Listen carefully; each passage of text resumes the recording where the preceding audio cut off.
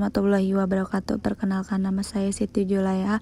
Dalam kesempatan kali ini saya akan menjelaskan apa yang saya ketahui di dalam buku Portofolio dan Investasi bab 9 model keseimbangan CAPM. A. Teori pasar modal dan teori portofolio. Model penetapan harga aset modal atau capital asset pricing model hampir selalu disebut sebagai CAPM adalah bagian dari teori pasar modal yang melibatkan serangkaian prediksi mengenai ekuilibrium pengembalian yang diharapkan pada aset beresiko. Teori pasar modal dibangun di atas Markowitz Portfolio Theory atau MPT, tetapi MPT tidak didasarkan pada validitas atau terdapat ketiadaan teori pasar modal. Kembali ke topik sebelumnya, teori portofolio menjelaskan bagaimana seharusnya investor dalam memilih portofolio optimal dan sekuritas beresiko. B. Capital Asset Pricing Model atau CAPM memiliki peran dalam keputusan investasi Anda karena CAPM menangkap konsep tingkat pengembalian yang diperlukan untuk suatu saham yang penting untuk Anda pertimbangkan ketika mencoba memutuskan saham mana yang akan dibeli. Ini memberi kita prediksi yang tepat tentang hubungan yang harus kita amati antara risiko aset dan pengembalian yang diharapkan. C. Asumsi yang mendasari standar CAPM. Dunia nyata cukup kompleks sehingga untuk memahaminya dan membangun model cara kerjanya seseorang harus menghilangkan kompleksitas yang dianggap hanya memiliki efek kecil atau tidak sama sekali pada perilakunya.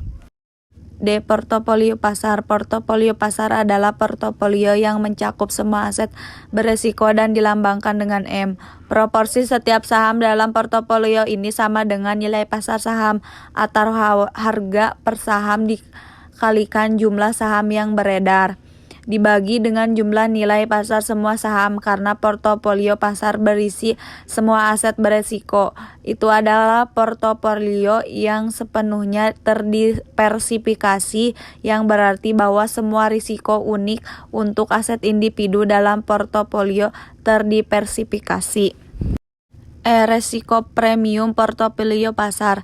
Premi risiko adalah tambahan pengembalian yang diharapkan investor dengan memperoleh risiko tambahan. CAPM dibangun di atas wawasan bahwa premi risiko yang sesuai pada suatu aset akan ditentukan oleh kontribusinya terhadap risiko portofolio investor secara keseluruhan. F. Aset bebas risiko dan portofolio beresiko. Karena imbal hasil yang diharapkan dan standar deviasi imbal hasil dari suatu portofolio adalah kombinasi linier, maka grafik dari imbal hasil dan risiko portofolio terlihat seperti garis lurus antara dua aset. G. Capital Market Line. Capital Market Line atau CML menggambarkan kondisi ekuilibrium yang berlaku di pasar untuk portofolio efisien yang terdiri dari portofolio optimal, aset beresiko, dan aset bebas risiko. H. Imbalan hasil yang diharapkan pada saham individu. CAPM dibangun di atas wawasan bahwa premi risiko yang sesuai pada suatu aset akan ditentukan oleh kontribusinya terhadap risiko portofolio investor secara keseluruhan. I. Security Market Line. Kita dapat melihat hubungan imbal hasil yang diharapkan dan beta sebagai persamaan imbalan dan risiko. Beta sekuritas adalah ukuran risiko yang tepat karena beta sebanding dengan risiko yang disumbangkan sekuritas ke portofolio beresiko optimal.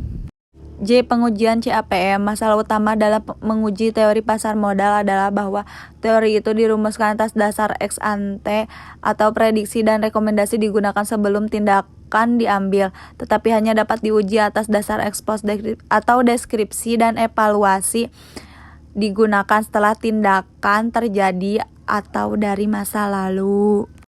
Mungkin hanya itu yang bisa saya sampaikan. Mohon maaf atas segala kekurangannya. Wassalamualaikum warahmatullahi wabarakatuh.